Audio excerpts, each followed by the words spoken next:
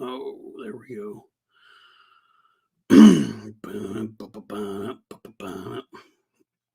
um, yeah. Freedom on like stems from walk away. You gotta hold your time. You gotta hit them with the right away. Maybe black too far for any like the one scene. In a way, it's sane. Either way, it's gotta mean. Red sister might be choking, but I ain't about that kind. It's a me with the rhythm of a body that was born to lose two times. Folks, welcome. What's up, Dustin? What's up, Ronan? Welcome to the Weatherford, home of the Fighting Coyotes, the county was it the county seat of Parker County.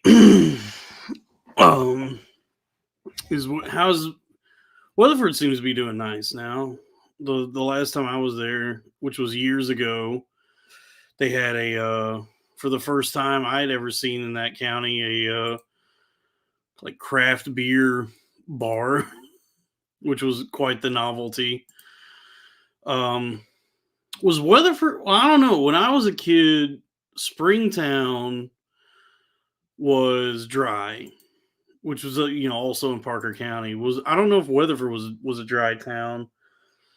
I remember growing up in Springtown, we would have to get beer. My friend's dad would have to drive us to Azel to get beer the next time. It's not dry now. Was it dry back in the day? How long you been there, Dustin? Was it dry years ago? Because I know when I was living in Springtown as a kid, it was a dry town, and you couldn't get beer or liquor, wine, anything there. So you had to drive about a half hour to Azel to get a 30 pack of Keystone Light. And then after I graduated, some years after that, Springtown finally passed some sort of legislation that you could get beer and wine, not liquor. I don't know if there's any liquor stores there now. I don't know. Last time I was there, you could go to the Brookshires, the grocery store, and get beer and wine. Okay, so Weatherford hasn't been dry since the 80s. So Weatherford was always a wet county town. Okay. Yeah, I don't know. Springtown was very religious, abiding by this great nation's what are they called? Blue laws?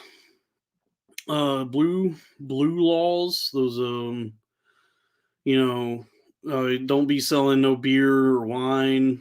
Don't be having no, especially on Sundays. Um, and I think still all throughout Texas, even in Texas, you still have to buy your beer or alcohol, whatever you want, before midnight if you're getting it at the store. Isn't that have they changed? They haven't changed that, have they? I don't because when I was that age, someone who really wanted to drink all the time. I was always making like a mad dash to the 7-Eleven at like 11:55 to get like a 6 pack of like tall boy Pabst Blue Ribbons. Um, okay, yeah. So so Dustin's saying it's the same all over Texas. So you have to, yeah, you got to get in while you fit in Texas, and be sure that you buy your beer and wine before midnight. Liquor, is still what 9 o'clock is when all the liquor stores close, and then what is it, Sunday in Texas? No liquor on Sundays, and I don't think you can start buying beer until noon. So the Brookshires in Aledo has a bar. What? What? That's awesome. I guess that's. I mean, that's odd for a Brookshires, but dollar beers. I mean, folks, if you're in Aledo, if you're a fighting bear, an Aledo resident, head over to the Brookshires for $1 beers. I had a job years ago. I think this was in Dallas, where I would on my lunch break I would hit you smash that like but smash the like button, doggies. Welcome to the live stream. Feel free to hang out and participate in the woke live chat. So everybody be on your p's and q's. And I had a job in Dallas years ago where on my lunch break I would go drink at the Whole Foods bar.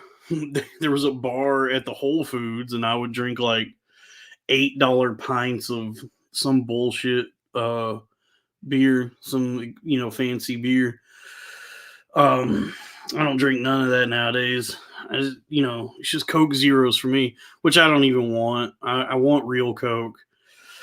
My life is filled with nothing but simulacra of the things I actually want. Coke Zero, sugar-free candy, Miracle Whip instead of mayonnaise. Actually, no, I don't do that. I get the damn. I'm buying the damn Duke's mayonnaise. It's got that tang. Coke Zero is the least terrible. Coke Zero and the Pepsi Zero Sugar are Miracle Whip is not better. That's crazy, Dustin. That's asinine. What an insane thing to say. I cannot abide by that statement. That's unbelievable that anyone would have that opinion. Miracle Whip. I don't even know what Miracle Whip is supposed to be. I don't know what it is. I know it's marketed as some sort of fucking salad dressing. It's not a salad. I would never put that on a salad. I would never use it on anything. It is a remnant from a bygone era in which people were afraid of fat foods with fat in them, and it was created in response to this widespread panic regarding fat. And it's just a bunch of sugar and it's an artificial simulacra of mayonnaise. It's disgusting. And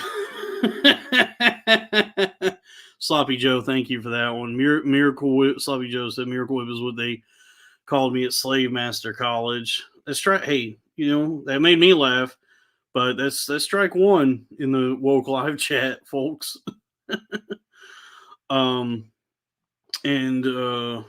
Is Miracle so Dustin saying Miracle Whip is tangy? It's fucking got kick. Mayonnaise is tangy. It's got kick. The Dukes, Hellman's, those have kick. Those are perfectly acceptable condiments. Very, very good. Great for when I'm making elotes or sandwiches. It is a disgusting condiment on its own. The consistency, the texture, the smell of it. It would like if you never. This is a real like Rogan ass thought experiment. So everybody, take your alpha brain for this one. But if you had never encountered mayonnaise before, if you were an alien that came to Earth who didn't know about mayonnaise, and you saw mayonnaise for the first time, you would think it was poison. You would think like not to go near that.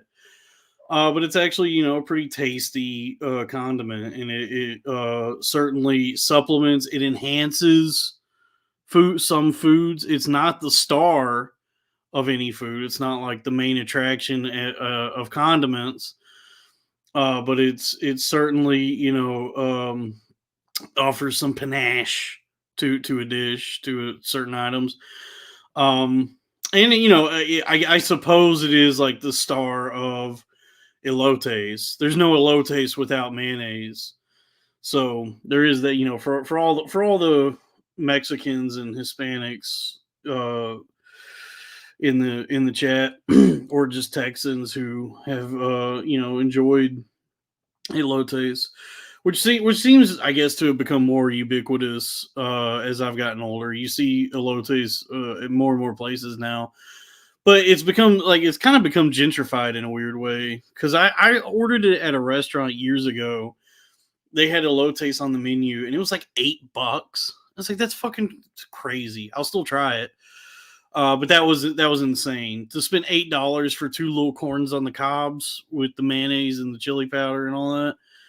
Because you can buy it at like a gas station in Texas, like a big cup of it for like $1. Um, so but I guess it's like it's exotic for people outside of the outside of Texas or places with big Hispanic populations. What are you guys talking about? Mayo with ketchup? That ain't bad. It's not Miracle Whip, Dustin. That's crazy. It's not Miracle. That's not Miracle Whip, Dustin. Yeah, you're talking nonsense saying stuff like that. Yeah, Miracle Whip it's just sugary mayo, and I think it's not. It's because mayonnaise is made with what, egg whites, and Miracle Whip is made with some other bullshit. I think it's like it's the margarine of mayonnaise. It's some other approximation of mayonnaise that's actually, I think, like worse for you than the real thing.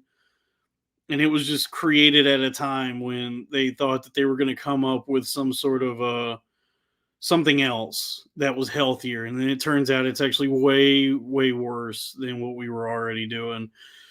Because isn't that isn't that what they say about margarine, like Country Crock and I Can't Believe It's Not Butter, that those are partially hydrogenated vegetable oils, and that would basically be like eating plastic. It's like it's really bad for you, and your body cannot like properly metabolize it. And it actually just makes you more like fatter, and it sucks. So it's also just gross. It's not good. Like margarine, Country Crock, I Can't Believe It's Not Butter, Parquet. Although, is Parquet butter? What is Parquet? Remember Parquet, the spray? The remember the spray? Parquet is margarine. Okay. Yeah, Parquet is also disgusting. And so, but those are really bad for. I had a biology teacher in college that taught us all about this. This is actually the first time I became aware of. I remember, because however many years ago it was when the word cisgendered became part of our lexicon. I remember when I first saw that the word cis in reference to sex and gender. I thought that was like some bastardization of what they teach you in biology. Because I remember learning in this class that you have like cis fats and trans fats, and what does that mean? I'm trying to remember what those are. It has something to do with bonds, some sort of bonding, atoms, elements, covalent, ionic, double bonds, single bonds. Anyway, there's two different kinds of fats. There's cis fats and trans fats, and that's something they teach you in college biology, a class for which I spent thousands of dollars and clearly learned a lot.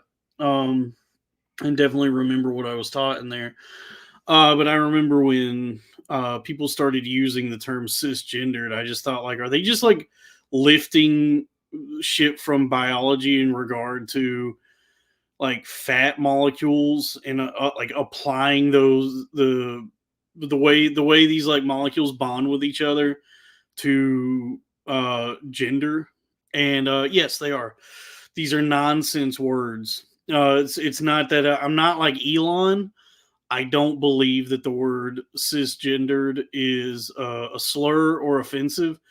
I just think it sounds stupid. I just think it sounds ridiculous because let's look at, like, if you look at the etymology, like, what is it, like, what is a trans fat, right? I don't think it means it's a transition fat. It's like it's reference the word trans and trans fat is referencing like something else, right? It's an unsaturated fat that occurs in foods, trace concentrations of trans fats. So wait, why is it called a trans fat? Why is it called See, this is how cool the internet is. Um, let's see. If the two hydrogens are on opposite sides, this is called trans and leads to a straight chain. Elatic acid is the main trans unsaturated fatty acid, often found in partially hydrogenated vegetable oils. Um, let's see. So yeah, so trans fats are actually unsaturated fats, but because of the angle of the trans chemical bond that gives them their name, trans fatty acid molecules are straight like saturated fats. This means trans fats behave in the body almost like an uber saturated fat. So yeah, it's not referencing that there's been some sort of change or transition. Whereas when you refer to like a transgendered person, the trans in the word transgender. Oh, wait, what are you guys saying? Transfer or transient. So transfer. So I guess that's yes, that's the etymology. That's the um origin, I guess. But yeah, when you refer to the word trans and transgendered, it's like referring to a like a transition. Somebody has transitioned to this like other thing. So it's not like a one to one where you would like the whole like cis and trans molecules do not like that sort of wording that those the way we name the stuff, the science stuff is not. I don't think it's applicable to the gender thing, considering what the actual prefixes mean. The root is so that's why I think referring to a person who is born and identifies as the gender they were born with as cisgendered is a misnomer. It just sounds really fucking stupid. But I mean, it's whatever. It's what everybody's agreed upon. So I guess all words are made up. So who cares? I don't get a. It's not something that offends me. It just sounds really dumb. Um, but maybe I guess that's also an age thing. I guess as new language comes along, new words and the way people speak, it's nothing new that people who grew up in a certain time that reach a certain age start hearing new words and they're put off by them. So maybe that's where my head is at. It's the Principal Skinner meme, or not a. It's not a meme. It's a scene from the fucking show. It's a scene from The Simpsons that has been extracted and used as a meme. But maybe it's no. They are the kid. They're the kids are wrong, or what? However it goes. Would you say, Dustin? Sounds like my dumb bitch wife was wrong. I mean, yeah. Anytime she opens her fucking mouth, am I right? Anytime a wife opens her mouth, she's wrong. So we got a trans porn star coming on the show next month. Somebody in the chat asked when Crack is coming on. Crack Amico. He's coming on at the end of the month. He's a good dude. I like him. We've interacted online some back and forths, and he seems very cool. And yeah, I like him, and he's also like he's a funny dude and very like also like a talented rapper. I was surprised the first time I heard his raps. I'm no Anthony Fantano. So I'm speaking as a what's the word? Novice, a layman, but I would say that Crack has bars. And he's he doesn't seem to have a lot of ego about him, because when he obviously talked a big game going into that boxing match with Dylan, but he lost. And I props to Crack, a lot of respect to him for then recording a diss track for himself, which was very funny. So he's a cool dude. Yeah, I like him. What is his deal? He won like a contest, some like another one of these dumbass contests that Lewis has, but it like turns out he's actually talented, so it stuck. It actually kind of has worked out for him. I guess that's his origin story. Um, yeah, Crack is cool, and the original Amico is also very cool. Very nice, very good guys. Ella Hollywood. Yes, that is a trans porn star. That is not who is coming on the show, but I am familiar. I've done I know of her. Um, I've done some research, just research purposes is why I know the Pete Townsend defense. Done research. Um, Crack Rock is yes, Cunto Hair. Crack Rock is cool. I've never done crack. It looks like it probably feels good, but I've never done it. What else, folks? What else is going on? You want to see Mark Random fight Robbie Goodwin in the ring in the octagon? Um, I guess that would be fun. Probably not. Random is very mentally ill. I think to push him in front of any sort of audience would be exploiting a mentally ill person, and also he's kind of a problem. He's done some bad things. So I would not, if I were trying to position myself as the Don King of podcasting, as Lewis is, I would not promote Mark Random as a fighter. It should be Robbie versus Figs. That should be the fight, is so they can work through their beef in the ring as men, as pugilists, fisticuffs. What are you talking? What are you talking about, Ronan? Insulin sensitivity? What does that mean? What are you talking about? Glucose tolerance testing versus insulin sensitivity? I don't know what's going on in the chat. You guys are talking about like trans porn and Mark Random and Robbie and glucose and insulin. What's interesting though? What's fun is wait, what'd you say? Skank Hunt 42, is Robbie's new pod already over?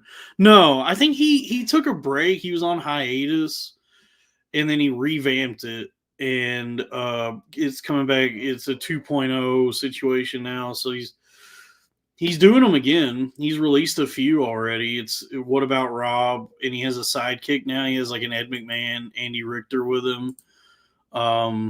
It's Robbie and this other guy who I don't know personally, but he seems like a funny dude, Wolfgang Hunter, and they host the show together. It looks like he's renting out a studio somewhere. I don't know. But it's still going. I don't know what he's doing with it. I'm grift maxing. If you subscribe to the Patreon, patreon.com/cornfed with Dalton Pruitt, and listen to my discussion with Drew Flores at Rawtism on X, formerly Twitter. We discussed grift maxing, taking the fraud pill, the scheme pill, and becoming a grift maxing consel in the podcast sphere.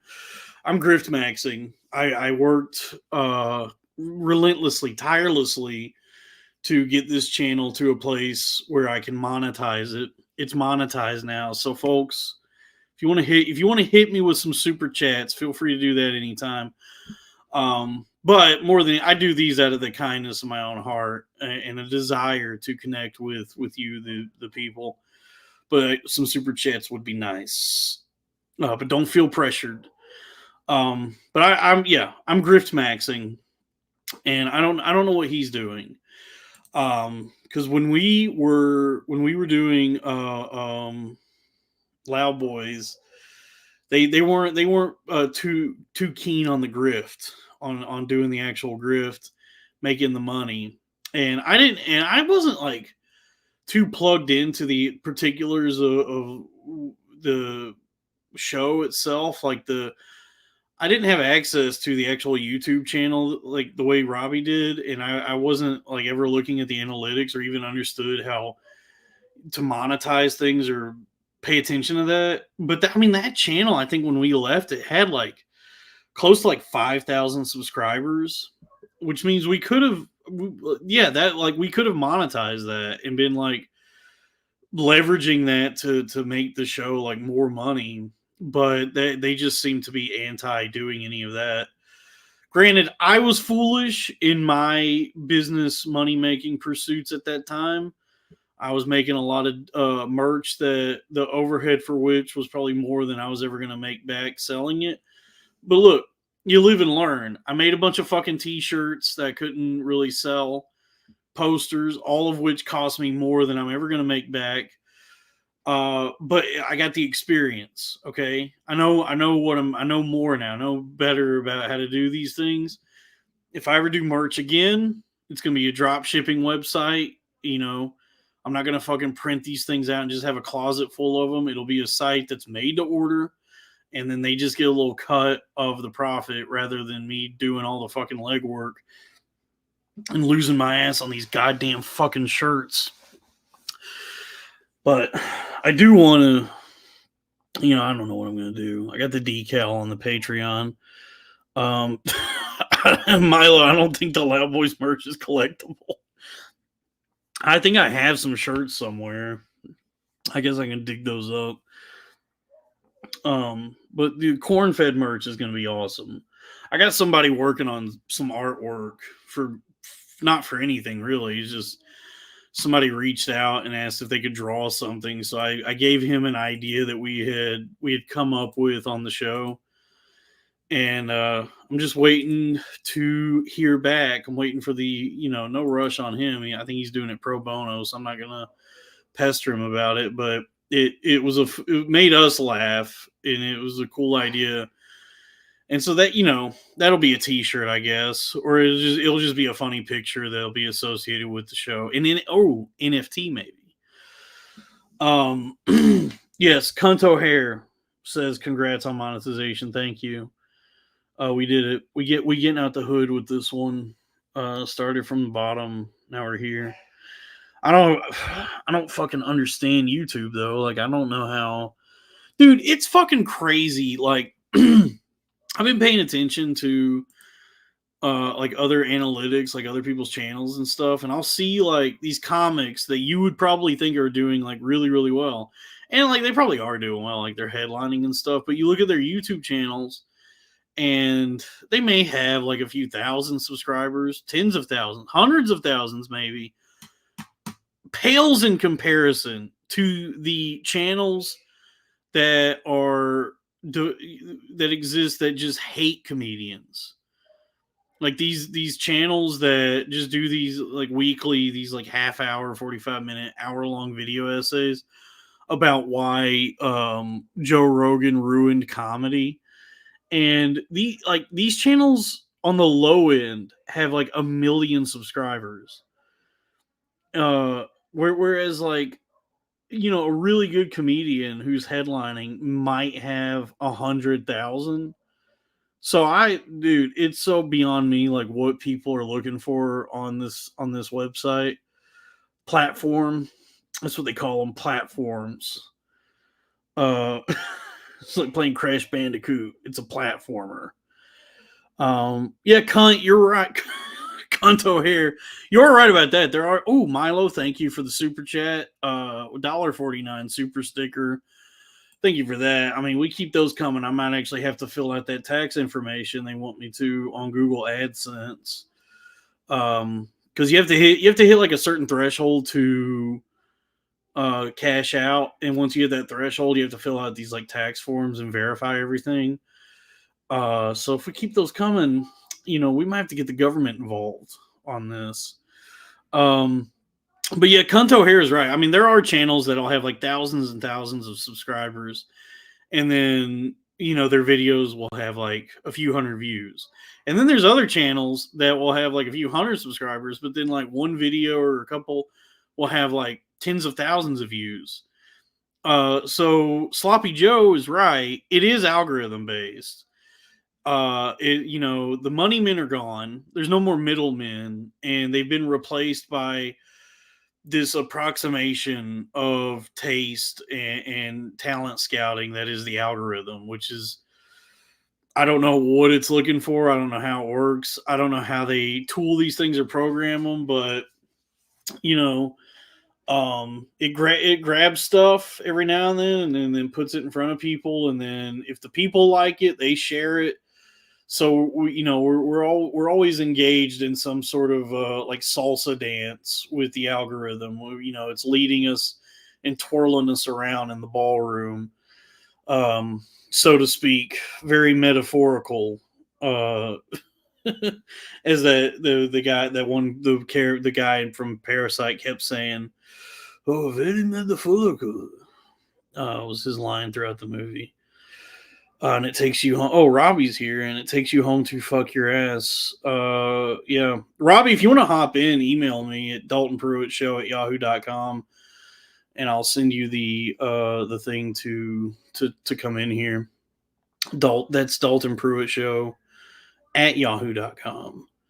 If anybody wants to, if you guys want to take some callers. Robbie says he's yeah, Robbie, email the thing and Dalton Pruitt Show yahoo.com, and I can send you the invite for the live stream, and we can do a little impromptu corn about Rob Fed. Really good. that the algorithm will like that. And what was I saying? What did Sloppy Joe say? YouTube has zero incentive to promote this stuff when they can let the algorithm keep people on their phones longer. Yes. Yes, I guess so. What is an algorithm, by the way? what is it? Because I think it's a word we've all been using. I don't really know what it is. I remember first hearing it in high school. I don't know how old you guys are. Was anybody in high school during this sort of like, I guess it still exists, but I remember it was like becoming a thing, this like Rubik's Cube Renaissance, where it seemed like a lot of people were all of a sudden like really getting into Rubik's Cubes again. And so there were just like all these people in my high school that just constantly were like twisting these fucking Rubik's Cubes around. And there were these kids who got like really good at them. Like they could solve them like real quick. And I just remember talking to some guy, one of my classmates who solved one in like under a minute. And I was like, "How'd you do that?" And he goes, it's an algorithm. And I was and that was never explained to me what he meant by that. He just kept saying, it's just an algorithm, it's an algorithm that you got to figure out. And I was like, all right, I don't know what that means. And that would continue as whatever that word is, whatever it is, just took over the internet, where people just now just say algorithm constantly. And I'm like, I don't know what that means. I don't know what is it? What is happening when you say that the algorithm is the tastemaker now and is making like these decisions that determine what we the entertainment and content that we are presented. I would hazard a guess that most people probably don't know.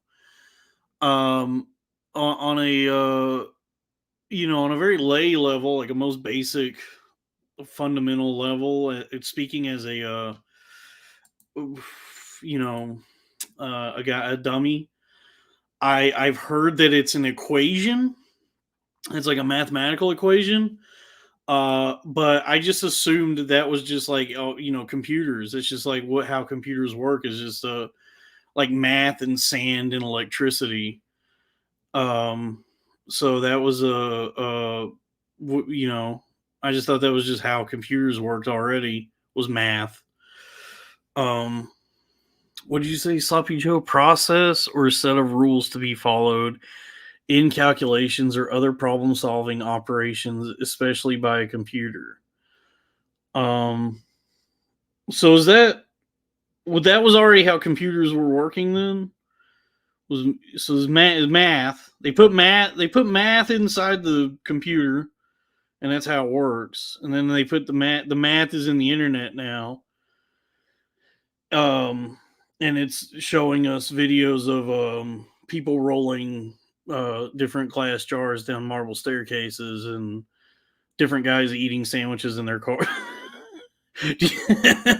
Yeah, man, that's a funny thing to think about, is like the timeline, the history of mathematics, that like, like 100 years ago, or how many years ago, Newton was like inventing calculus, and then you can draw a direct line from like those discoveries to a guy eating a sandwich in his car uh, on TikTok.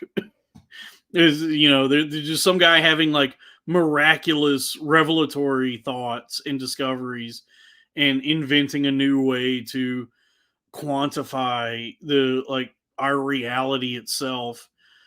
And then like if you could look at that timeline, and then somewhere along the way it's Kai Cenat playing Spider-Man 2 fits into that. What are you guys saying?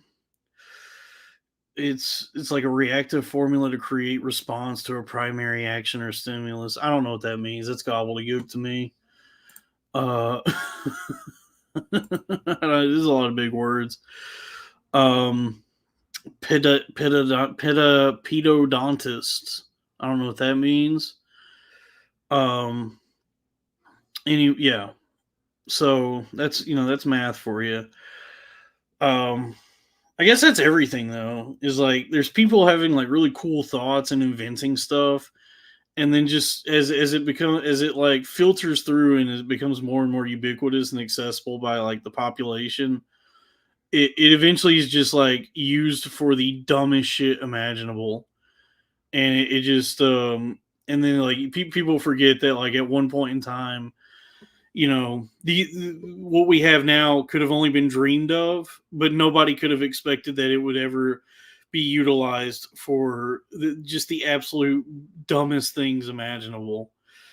That what we would do with those discoveries would be to just create and consume the most mindless, just like cerebral molasses.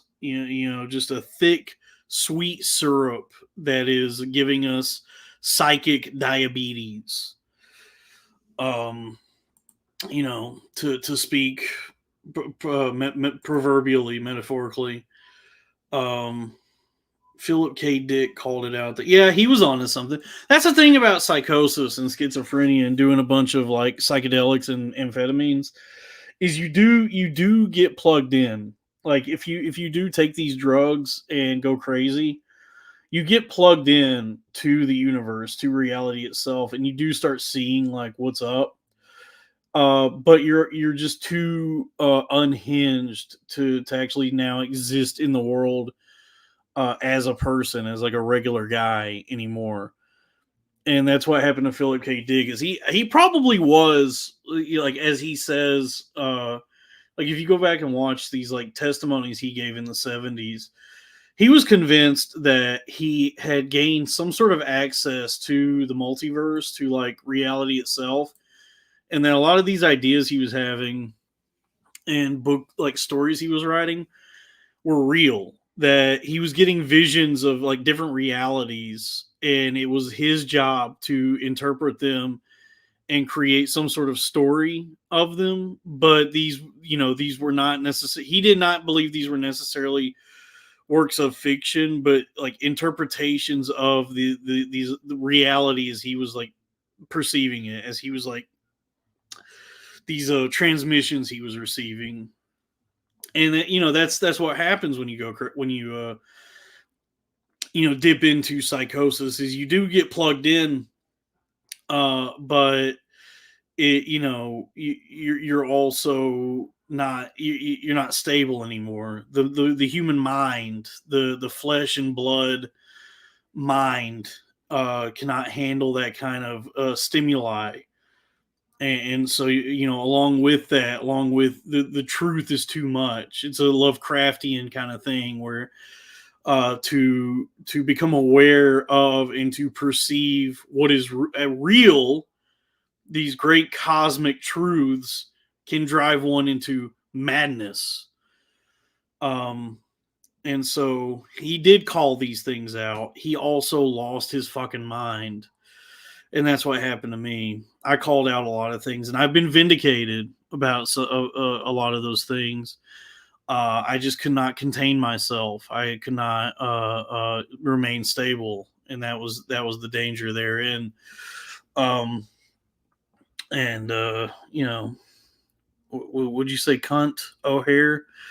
But have you read Dune? I've read the first two Dune books. We all know what I was thinking about Dune. Yep. I mean, he's another guy. I mean, Frank Herbert was another one who, in the mid '60s, was like one of the first guys to ever take acid, and he got plugged in. He saw what was up. He saw that as technology developed and capitalism became, grew and grew over time, and eventually collapsed. What we would wind up with is like a technocratic feudalist civilization, like a spacefaring monarchy that is still, though it may be technologically advanced and mentally, highly evolved, it is still stuck in these structures that cause so much suffering and hold us back in a big way. So he knew what was up, and that, I guess, that, like, honestly, that was probably like what led to my like obsession with that book during that time, was like reading it. It was like you could, because it's written so like expositorially, like there's not a lot of like subtext or anything between the lines. Like he's just like writing out every idea he's had just within this story. So it's easy to like transpose the ideas presented in Dune, though his sentences are not very good. They can be long winded and not structured very well. He's got a lot of cool ideas, and it's easy to transpose them to our contemporary existence, and kind of see where we're headed as this hyper individualistic capitalist society, this big superpower that likes to hoard dig up resources and hoard resources and wealth, and maintain class structures and things like that. um Kanto here says, I need to get into Lovecraft. It's easy, brother. All that's in the public domain. Um, which doesn't matter because all the books are free now. If you know where to look, email me and I'll send you the website for all the free books. But all the Lovecraft stuff is, Robbie can't find his mic. Well, damn. All the Lovecraft stuff's in the public domain, so you should be able to just get it for free online if you just Google like Lovecraft free. I would suggest Color Out of Space is a good one to start with, because there's also a great movie that accompanies that, starring Nicolas Cage and Tommy Chong, that came out recently within the last few years, that I really enjoyed that movie.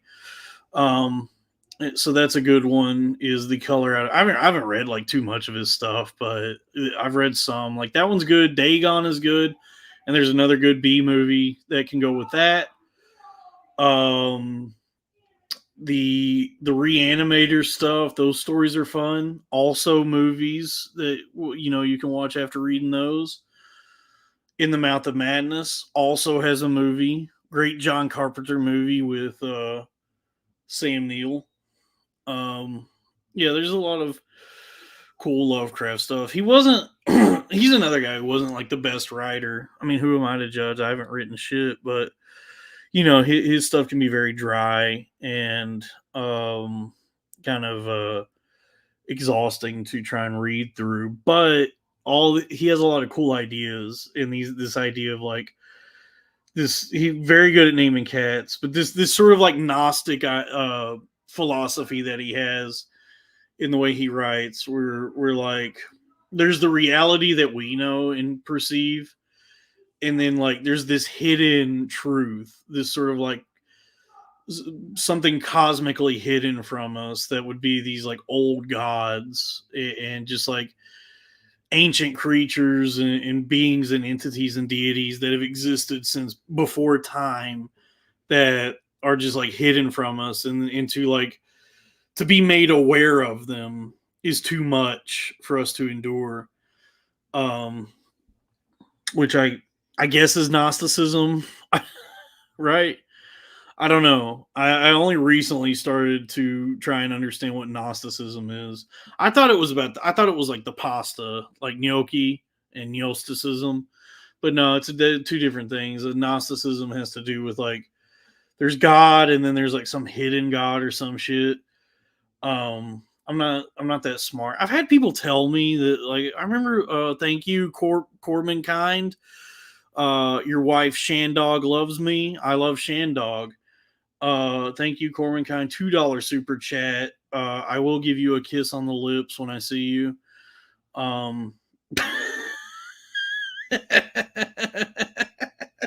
Okay, Robbie, that's good. What about Gnosticism? And it's about rapping in the 90s in Queens. Yeah, as a the old magic, we're back. It was over and we're back now. Um, yeah. Would you say Jigglypuff? A lot of stuff of Lovecraft's came from dreams, real collective, unconscious, musy type stuff. Yes, dreams, dream logic. That's true. I mean, dreams are pretty interesting. Well, what's funny? Dreams. If you were to just tell somebody about a dream you had, that sucks. I want to kill myself listening to that.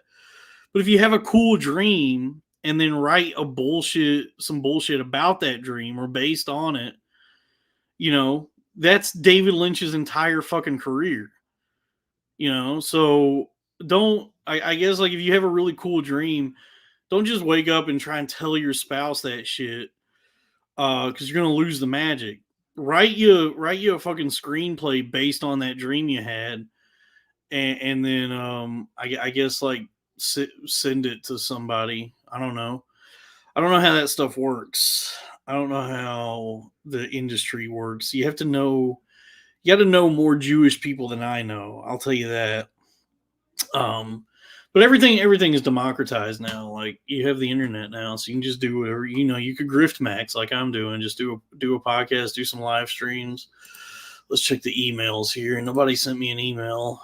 Folks, if you want to call in, send an email to daltonpruittshow@yahoo.com. That's the email for the channel. daltonpruittshow@yahoo.com. And we could take some callers. It's 48 and a half minutes we've been going. Cunto Hair says, I gotta say, I really like when you talk about storytellers in literature. Yeah, I mean, I guess that's my first love.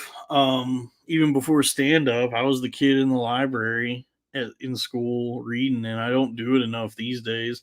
I lost a lot of books during the brain accident, which is unfortunate. I won't go into the particulars of how that happens, but there's a lot that you lose get going in and out of psych wards and hospitals. You lose everything. But all books are free now, so they're all on my phone. But yeah, I need to read more. Because I'm not that's what I was gonna say. Is I remember I was talking to Oldershaw months ago. Nick Oldershaw, shout out. Go to Chicago, everybody. Go visit him at his home in Chicago. But he made a comment to me. He said, you're like really well read. And I was like, no, I'm not. I may be well read for a comedian, for a podcaster, but I don't think I'm particularly well read or knowledgeable about a lot of things. I think people that are like truly well read are usually very very smart and are good at writing, and they're also just really cynical, bitter dickheads about everything. But I guess they get to be if they're able to like write books and stuff. But I'm not well read, so I have to just try and be funny and personable and have a personality, which is honestly, that's what people want anyway. Nobody wants some dickhead who's just good at writing books. That's not a fun guy. Um, you know, like I feel like it's what is it the meme, the picture of like if you're a fucking idiot and there's like a fence. You stand in front of there's three guys standing in front of a fence, and then one guy can't see what's on the other side of the fence, and he's happy because he's ignorant. And then another guy who is standing on a pile of books that he's read, and he can see like this dilapidated war zone that's over the fence, and he's miserable. And then there's another guy who's standing on a bigger pile of books, and he's in heaven. So I guess like there's I would say maybe I'm like the guy in the middle who is just smart enough to be miserable, but not smart enough to be happy. And I feel like a lot of people that are in the arts or trying to be in entertainment, um, are the guys in the middle, and then the guys standing on the big pile of books in heaven actually succeed, and then all the other people or just talk about like oh I have artistic integrity and I'm punk rock and everything, pop culture is bullshit and all that kind of stuff, but they don't actually have any good ideas or ever really write anything or do anything that anybody wants to pay attention to. um Whereas somebody like Stephen King, he's written all the cool books. He seems pretty happy, and that all starts in your youth, and as you go into adulthood, you got to keep reading. They say, which is something I'm trying to do more now. I started reading. I did start reading this book about advertising because have been, I've been trying to get more, or just one actually, just the first one I've been trying to get sponsors. I've been trying to get advertisers for the shows. So I've like emailed all these different companies and applied for these like affiliate programs. And it just made me curious about like, in having watched the first few seasons of Mad Men before I decided I was bored with it. What is advertising? Like, what is the history of advertising? So I found this book called Soap, Sex, and Cigarettes, and I think it's like a college book. It's like a college textbook actually for like marketing majors. But it looked pretty interesting, so I started reading that, and it's like the entire history of advertising. Which I guess that's an interesting method to figure out advertising rather than read a book on sales, like a Dale Carnegie type book, or who's that other guy, Ogilvy. I said no. I'm actually going to go back to the beginning of advertising itself and start there, and try and really wrap my head around what advertising is, so that when I secure a sponsor for the show, I'm prepared. For the ad reads, I'm prepared to give you guys that promo code. And I feel like if I feel like I got a lot of people in my corner that would use a promo code on a website to buy something they never thought they wanted or needed. Let's check the chat here. I was, well, in all fairness, Dalton, you were right about some of the things you thought up in your manic state, such as there being people in tunnels and walls in the city. Yep. I vindicated on that one, folks. We watched a very Jewish man slither out of the sewer, like the T-1000. He came up through those grates real easy, like he was designed for that kind of travel. Kanto Hair, you said, I'll bet if you wrote a novel or comic book, it would be interesting. I guess I should work on that. I spend a lot of time writing about titties these days, but I should, I guess, come up with a, I don't know, protagonist. Um, Jigglypuff said, nobody likes a dickhead who's write a bunch of books. Is that why nobody likes me? LOL, even though I don't bring it up IRL. Um, well, it's not the fact that you're writing books. It's just that typically, uh, I guess maybe it's like a causality thing. Is typically the people who are trying to be novelists, authors, writers, whatever, are just very like just self-destructive and destructive people who are very like bitter and cynical and pessimistic, and they're not that pleasant to be around. Um, but that's with a lot of aspiring artists and entertainers. Because I don't know what happens there. I guess if you like wrap up your identity too much into this endeavor, this artistic endeavor that you're trying to do, then it can cause you a lot of misery, and you start to get this like tunnel vision and you lose something, you lose yourself. Eminem, Mom Spaghetti. Um, and what are you guys talking about? Lucid dreaming, sleep paralysis. I don't care about none of that. Why would I? Why do I want to? Why would I want to do things in a dream? Why am I trying to take over? I'm sleeping because I'm tired of being conscious. So I don't want to. I'm not trying to take over when I'm dreaming, because then it's like now I have to do this rather than just be like a passive observer of my own mind and enjoy being asleep. Oh, now all of a sudden I have to fly rather than just watching myself fly, or I'm whatever I'm dreaming about. Oh, now I have to breathe underwater myself. Uh, you ever have that one, the dream where you breathe underwater? Um, oh, now I have to have gay sex. I got to put the strokes in on this one. Okay, I was enjoying just getting to be, a sort of a passive participant in the gay sex, but now all of a sudden I got to be good at gay sex in my own dream. Ridiculous. um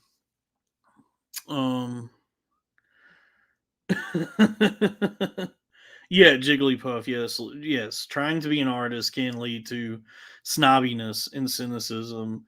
I think there has to be like a good balance of like, to be discerning and critical of things, to have like taste and a mind for like actually um absorbing things, and being able to pick them apart and criticize them in an artful way, but without becoming too pessimistic about it or too cynical. There has to be like a balance between like that, and then also trying not to become the just let people enjoy things kind of guy. Like you have to kind of walk that tightrope where it's like, well, I don't want to like lean too much into just being a dickhead about pop culture and art and literature and entertainment, but I also don't want to just accept everything that's coming out as acceptable.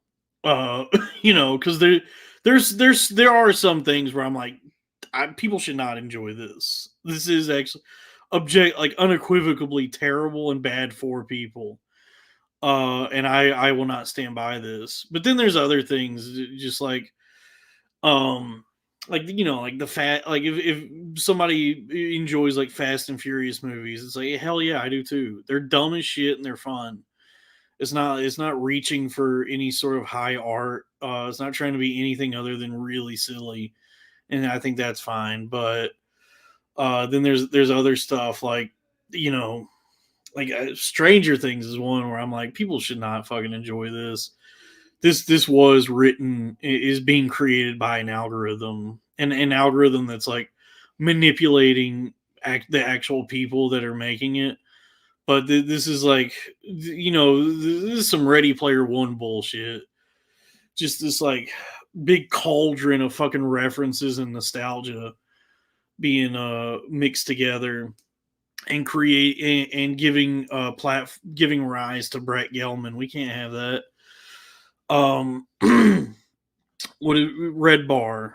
Um, Wake me up when it's Rodney Danger things. Okay.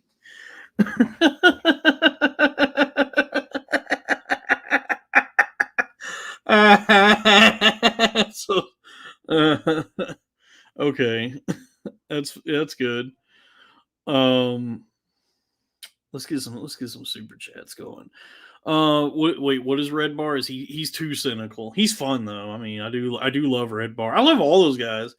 I like, it's Newton, laws of physics, right? The third law of thermodynamics.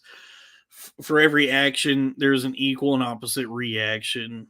So this proliferation of comedians of this golden age of comedy, as they're calling it, the bubble. They, when you have like comedians who are doing arenas and getting like way, just it's too bloated and overblown. Then nature is always seeking equilibrium, right? So nature's like correction for that is Red Bar, porcelain, beige frequency, Turkey Tom, podcast cringe, all these people. That's just that's nature running its course. That, anytime Rogan interviews Tony Hinchcliffe, there's an 8-hour Red Bar broadcast, and that's the hyena digging the meat out of a zebra's ass in the savannah, so to speak. If we were to think of it in terms of nature, which is something that Rogan would talk about. What are you guys talking about? Retarded horror movies. Horror movies are 95% retarded, but I love a lot of them. Oh yeah, horror is the best. I love dumbass horror movies. I also love the Smarty Pants, the A24 ass movies. But I really like a dumb fucking horror movie. What's a good like really? Well, I mean, I mentioned it earlier. Reanimator is a fucking banger. That's a really silly one. All three of them: Reanimator, Bride of Reanimator, Beyond Reanimator. Beyond Reanimator has a scene where a rat fights a guy's penis. His penis gets cut off, but it's still like undead. It's like an undead penis, and so there's a scene where a rat fights his dick. So that's awesome. I love that shit. Jigglypuff, that's crazy. Return of the Living Dead does not need a remake. It's perfect as it is, and they made so many sequels, and none of them are good. There's some I like.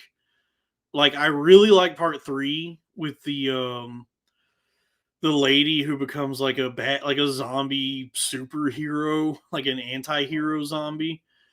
I think that's a fun, and the way it ties into like the military industrial complex and all that kind of stuff. That's a fun one. But that becomes a really bad series. So I don't even know if they should even try again. I would hate to see them try and redo that first one, because I think that's like such a perfect movie. It's so fun, and it is like, it's such an interesting movie because it is very silly, but it's also like it takes itself seriously. Like, it's also a pretty sincere movie. So there's a lot of like comedy in it, and like this heightened reality that they exist in. But then when things like really start ramping up, it knows when to like pull back from that and start like really leaning into the like horror and the drama of it. And they lose that as the series goes on. As if you watch like Return of the Living Dead, Rave to the Grave, just terrible film. Just tries way too hard to be like gory and funny, and fails in every endeavor. Robbie says the Evil Deads are good. They made a bad one. They ain't made a bad one, Robbie. Uh, Evil Dead 1, Evil Dead 2, Dead by Dawn, Army of Darkness, the Evil Dead, the one that came out in 2013, directed by Fede Alvarez. I like that movie. The TV show on Stars, Ash versus Evil Dead, loved every episode of that.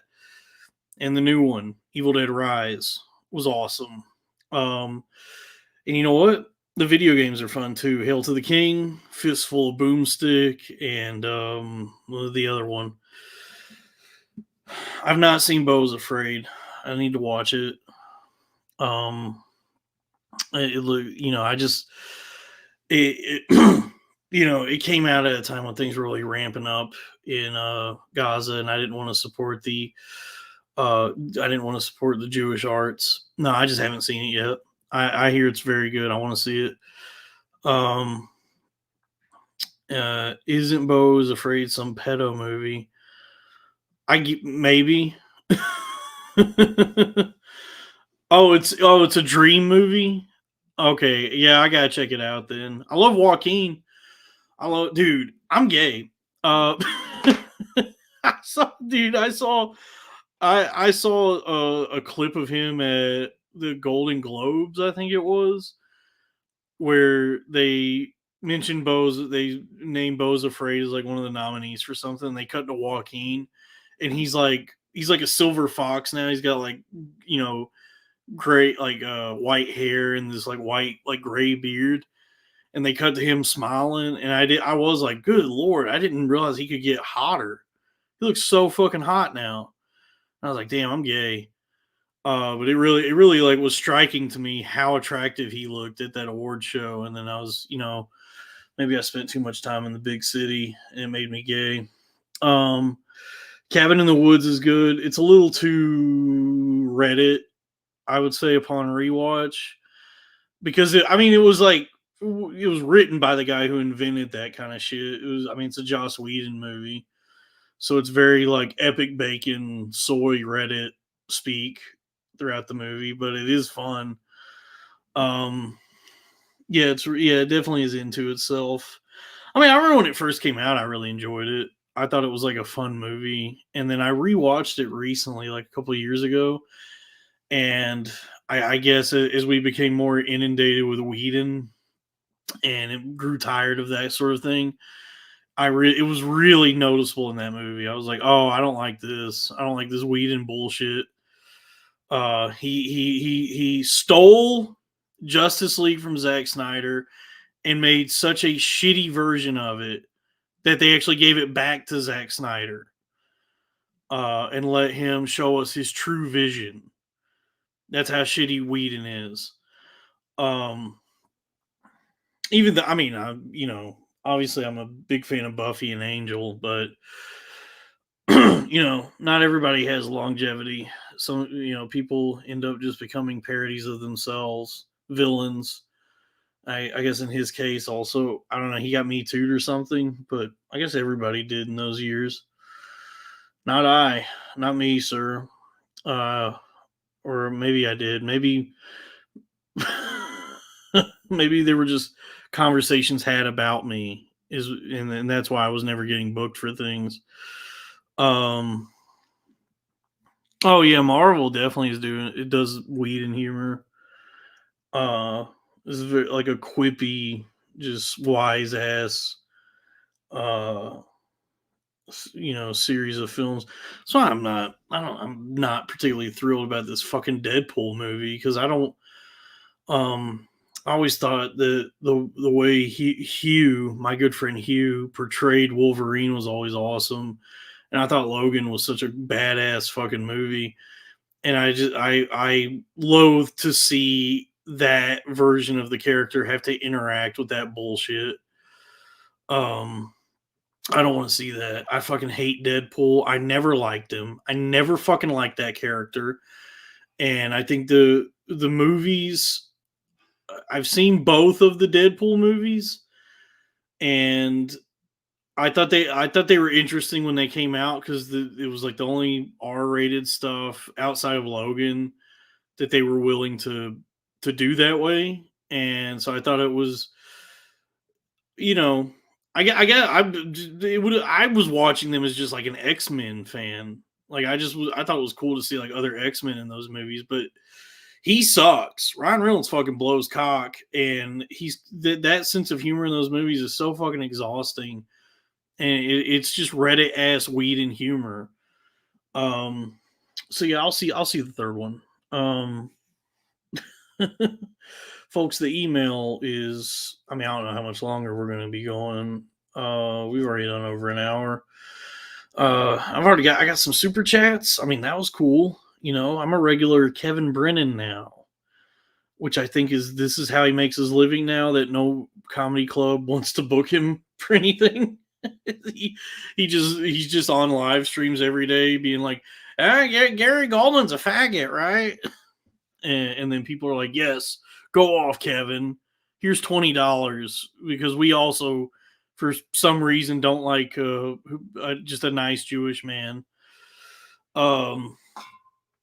Yeah, I don't know. That's what somebody was telling me, that he just does these like live streams every day, and then for people just like give him money, do super chats to be like, hey, talk shit about this guy now or whatever he does. Yeah. Who Tim Kaine? Who's Tim Kaine? I don't know who Tim Kaine is. Didn't he run? Wasn't he like Hillary's running mate? That was like Hillary Clinton's like VP, right? Tim Kaine. He was also a game developer. What are you guys talking about? Oh, Jason Ellis is in the Woke Live chat. The Scary of 61st. Oh, the movie that Dasha made. Oh yeah, Dasha sucks. The only set of titties I've reviewed that got less than a 10 out of 10. Gave her an 8 out of 10, and it wasn't even, I was influenced not even by the titties, just a general disdain for Dasha is why they got a mark, a strike, a demerit. Oh, this Tim Kaine. Wait, what did Robbie say? Dasha is hot physically. Or no, well, I mean, I know where Robbie's coming from. He's into that kind of sort of like heroin chic, BPD, crazy bitch kind of thing. So I get that. Yes, I understand that. But I have learned to keep my guard up. It's a very vampirical type of lady. She'll drain your balls. She'll also drain the fucking life out of you. Oh, the Tim Kaine you were talking about is what he made the first Fallout and Arcanum, and it has nothing to do with Hillary Clinton. Okay, so it's two different Tim Kaines. Okay, I never played the first Fallout. I know it's a different game, right? It's like a what is it, isometric, like top down, walking around, talking to people kind of game. I never played that. I played part 3, never finished it. Yeah, I played part 4, never finished that either. I found them to be too big and too many bugs, too many glitches for me to fucking enjoy that kind of thing.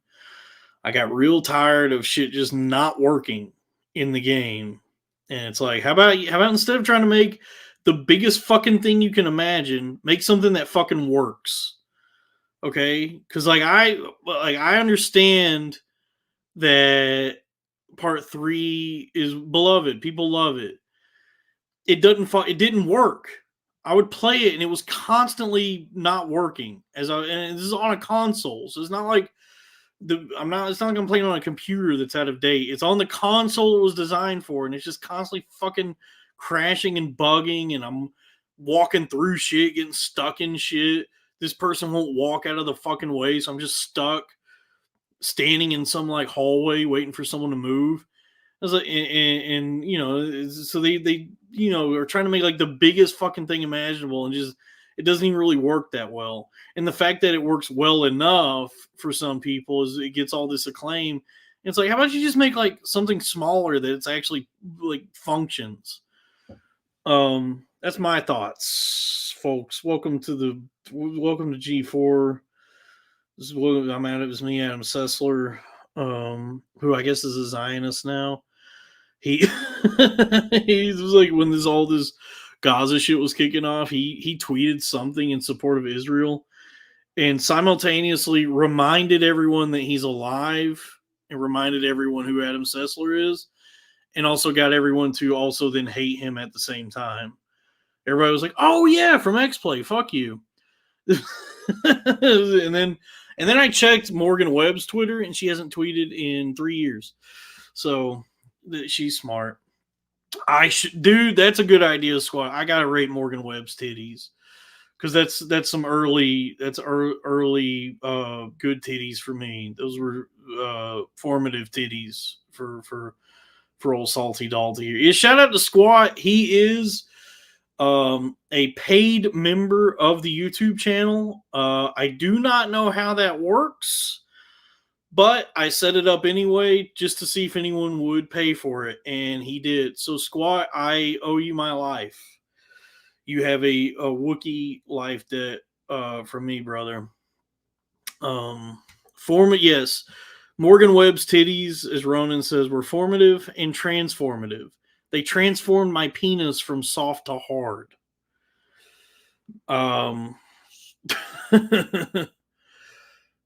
Jigglypuff said that Tim Kaine also made Outer Worlds, which had a lot of hype, but was super slow. I played that a little bit. I thought it was okay. It's just, I mean, all that shit's too big. I get like bored just constantly walking around and then having to have these long fucking conversations with people. Yes, Robbie, it is the real Jigglypuff. Yes. Yeah, those big games like that. It's so much just walking around, and I gotta go talk to someone and just have like a fucking conversation with them, and be sure that I'm picking the right dialogue, and just doing a lot of fucking reading and talking and having deep ass, long ass conversations. It's like, man, if this is what you wanted to do, write a book. Don't make this a video game. Video games should be, give me a sword or a gun, and then give me things to shoot or slice and stab. I don't want to go talking. I don't want to read. I don't want to do that. It's not why I got this. This is not high art. This is not literature. This is a truly just a. It's not a passive form of entertainment. It's it's a participatory form of entertainment, but that I'm participating in because I'm trying to escape and swing swords around and shoot guns. I don't want to fucking go. I don't want to read. I don't want to talk to people. I don't want to have to worry about if I say the wrong thing or not. That shouldn't be part of it. It should be, is this person like me? No. Time for the sword. You're getting sliced. There's a lot of options out there. To each their own. That's why I like Bloodborne, dude. I got a fucking, a weapon. I got a cleaver. I got a gun. And I don't even know what's going on. Nobody told me what I'm even supposed to be doing or what's going on. But I'm swinging weapons around. I'm shooting guns, and that's all I need. What did Jigglypuff say? Your music career failed, so now I'm unemployed. Live with my mom and drink too much. Well, brother, that's a mindset thing. You can fix all of those things. It's not going to be easy. But it also does not have to be. It's not insurmountable. It's a matter of mindset. Obviously the first one that can be dealt with is the drinking. You don't have a job. You don't have the money to even be doing this. So you shouldn't. That right there, just like fiscally, it's irresponsible. But it's also bad for your health. And if you're not being productive, it's only gonna spin you around in this cycle that you're in, this sort of feedback loop that you're caught in. It's gonna spin you around even more in this spiral of misery that you're caught in. So drinking's no good for this situation. That's something you could take care of right away. Is start thinking about that and implementing the steps to curb your drinking and then quit altogether. If you want to, it's a mindset thing. And then obviously the next thing, find you a job. Build you a LinkedIn, update your resume, and look for employment. You can't live the rest of your life unemployed. Unfortunately, we have not achieved Star Trek communism yet. So you don't work, you don't eat. And it sounds like you have a really loving mom who loves you. That's a good thing to have. You should tell her you love her, and then also go find a job. Um, Whatever it is, it doesn't have to be what you do forever. But I'm speaking as somebody who has been in my life, and maybe even up until recently, or currently, even hypothetically, possibly in similar situations. It doesn't have to be something you're going to do forever, but you need something to do with your time, and you need to have an income. You need to have an income coming in. So it's a two-pronged operation that will give you something to just do and give you a sense of purpose for at least 8 hours out of your day, and you'll get some paychecks coming in. So you'll have a little money in the bank to start, actually paying off the bill collectors that are calling you, if that's happening. You know, and then, well, once you have structure, once the boozing's gone, once you're making money and doing something, feeling better, then you got the ball rolling. You're pushing the boulder up the mountain, and that's all any of us can do is just keep pushing the boulder up the mountain, and don't let it roll over you. You can't just sit there at the bottom. You got to push to the top, and it's the meaning is found in the doing, and to do nothing is to not have meaning. I'm trying. um you made a resume and it made you want to kill yourself. Well, brother, you need to be lying on that thing. First off, you gotta have a big dick swinging mindset when it comes to making a resume. Lie your ass off. Um don't go like overdoing it and looking for jobs that you're certain you absolutely couldn't do or would not get. But definitely put together a resume and lie about a lot of things, and go find you a sales job. Like, just make up quotas and KPIs and bullshit that has to pertain to sales, and say you worked for a company doing sales for them. Talk to a friend, set up some way that, in case HR is going to call a reference, like, come up with some way, some agreement that you put down your friend's phone number and they can vouch for you as your former manager, and just lie your way into that position. If George Santos can lie his way into Congress and become like a beloved media figure when all's said and done, then you can lie your way into selling life insurance, or whatever it is. And it's fine. Don't even trip on that. You shouldn't want to kill yourself because of a resume. It's a time when building a resume is actually a time for your creativity to flourish, because now you get to tell the story you want to tell about yourself. You write and exercise. Well, there you go, dude. I don't exercise. I just drink Coke Zeros. That's my health plan. Your mom makes fun of you for working out. Oh, it's one of those moms. Okay, that's weird. I know that there's people like that, but I never. My parents would love it if I would actually work out. Um, yeah, yeah. Sloppy Joe's right. That's a big part of finding happiness and joy in this life.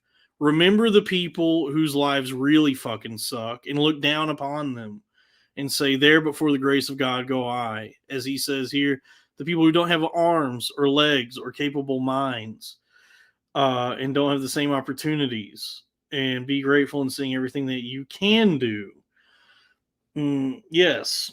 And so some of those people are thriving, actually. Like, there's some real fucking like crippled retards out there who are making bank, and it just sees the day. They didn't let that stop them. So it's not even, it can be inspiring to look upon a cripple or a midget or a retard, and derive some sort of perspective in doing so. um You stopped talking to most of your friends because they're drugged out hippies, and you stepped away from that life. My bad decision for making shitty friends, but thank y'all. Not trying to be diminutive. What's that word mean? I know the word, I just can't remember the definition.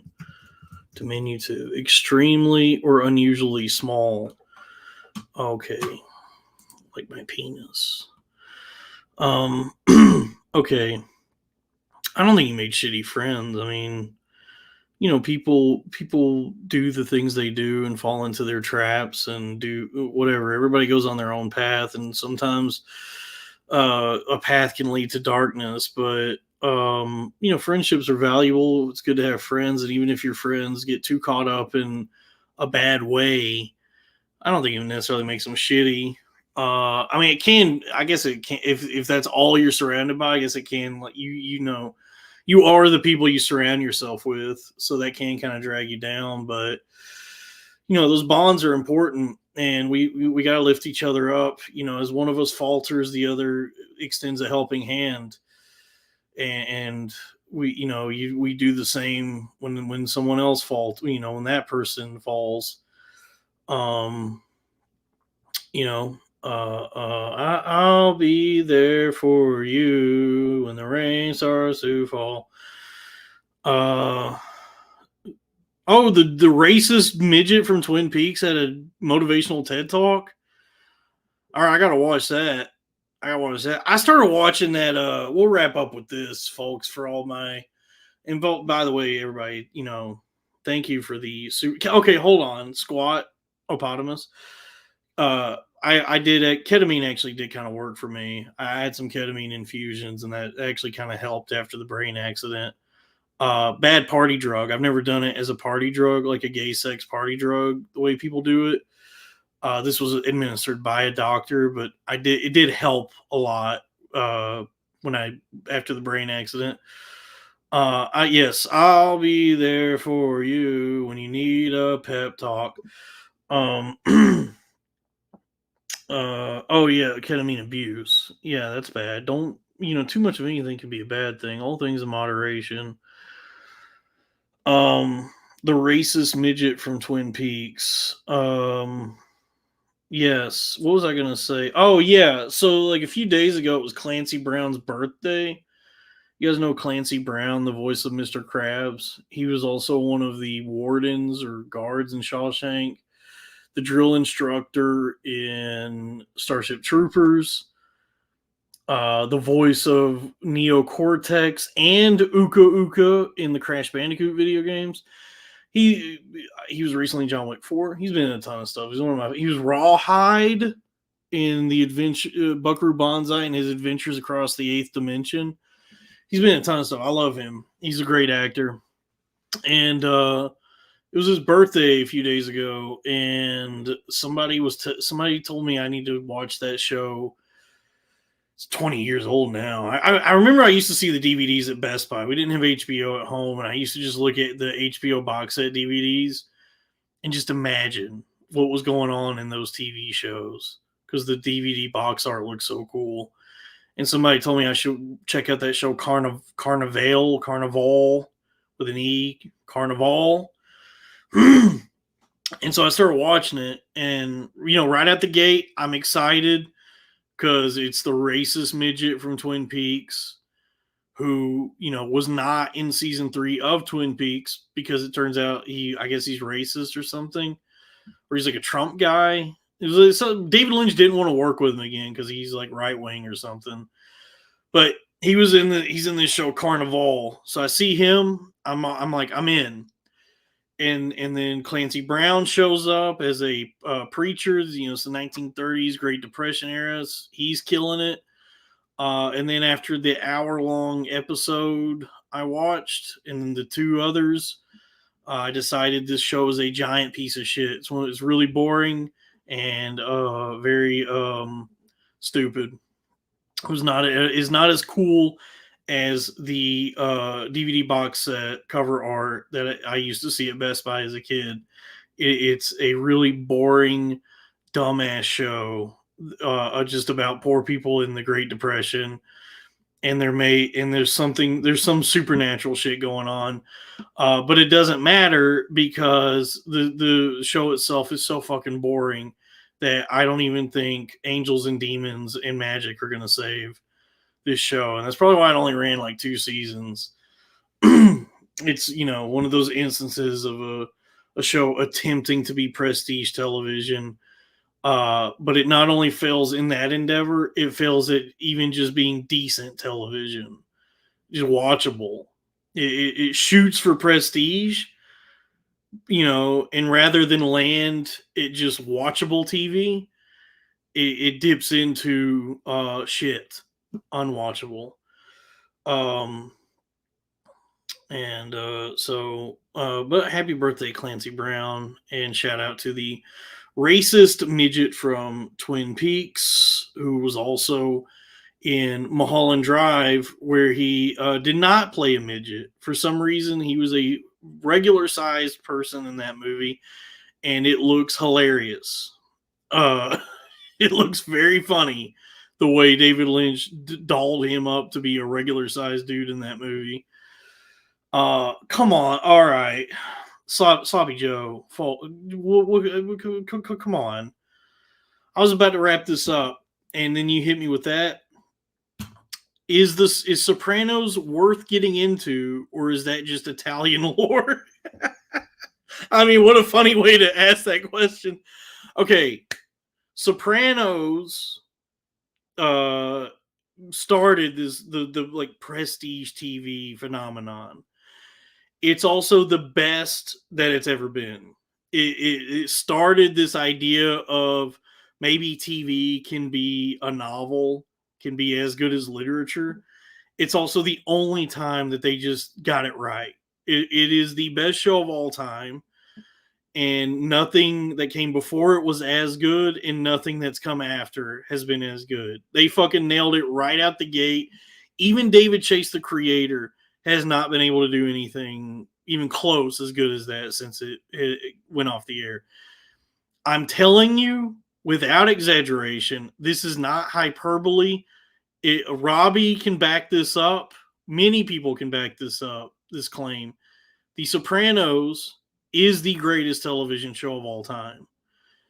It is not only is it amazing and you can watch it and enjoy every episode, you can do that multiple times. It never gets old. I've watched it front to back a number of times, and it's great every time. It's the only show that I'm willing to do that, where I'm willing to go back and like rewatch it, because it's like the Bible. You know how they teach you in church the Bible is like a living book. So if you read it and reread it, you pick up things that you didn't even notice before. The Sopranos is like that. You watch it the first time, it's this serious existential drama about the death of the American Empire, or just the end of something that was good, and trying to get in on something that's this dying world that you were promised. You were promised one thing, and now you're getting this carcass, this false bill of goods. You know, is the idea. This is a very serious existential drama about like what does it mean to exist in the remnants of the American dream. And then you watch it the second time and you realize this is the funniest show that has ever been on TV. It's the greatest comedy of all time. There's so many jokes in it that are better than jokes that are in actually just like straight comedy shows. It's hilarious. And then you watch it 3 4, it's like new game plus watching the Sopranos over and over again. You keep learning from it. It is without question the greatest TV show of all time. And maybe in second place behind that, Succession, and then Deadwood's in there somewhere. But yeah, I mean, yeah, nothing is as good or better than The Sopranos. It is Sopranos is funnier than Scrubs. Yes, it's such an incredible fucking show. And Gandolfini every episode is just giving a fucking clinic on acting. It's a masterclass performance from him every single episode. Like he is that guy. Like he's just about that life. Like you believe, like there's almost like no, you can't imagine like watching the show. It's hard to imagine that when the camera stops rolling, that there's a different guy. That there's just also James Gandolfini. Like like I watch like old clips of him in interviews and at award shows and stuff, and it's jarring that he is actually not Tony Soprano. That his voice is kind of different, and he's much more mild mannered and just nice. Because he is like just inhabits that role so fucking well that I was like, no, this is just a guy. This is Tony Soprano's real. James Gandolfini is the character. And you know we lost him too soon, and he went, and it really sucks that the last thing he gave us was a supporting role in The Incredible Burt Wonderstone, starring Steve Carell, Steve Buscemi, and Jim Carrey. A really shitty movie. Yes, but yeah, I would say, you know, if anyone's gonna watch just one TV show ever, you know, it would be The Sopranos. It's the best. Yeah, I've never gotten tired of watching it. So I guess that is, you know, folks, Jigglypuff, go fix your life. We'll keep in touch. We've been emailing. You know, next time we do one of these, don't hesitate to send an email and call. I don't know how else to take callers, but you would have to email me, and then I send you the link. So next time we do one of these, send an email, daltonpruittshow@yahoo.com, and we take some callers next time. Patreon.com/cornfed with Dalton Pruitt. Thank you to the folks that sent super chats. Who was it? Milo. Was it? How do I check this? Milo, and Corman Kind. Shout out to Shandog. I love all of you. Thank you for that. And whoop whoop family. You know, who's going chicken hunting? We going chicken hunting. ICP. Yeah, Ronan, if you ever want to join in, folks, once again, Dalton Pruitt Show @yahoo.com, patreon.com/cornfed with Dalton Pruitt. Thank you for joining this live stream. I did not even get into my thoughts on Pyongyang, which is why I named this PyongYangpilled. But, you know, I guess it's just a silly name we gave it. Anyway, thank you, and end.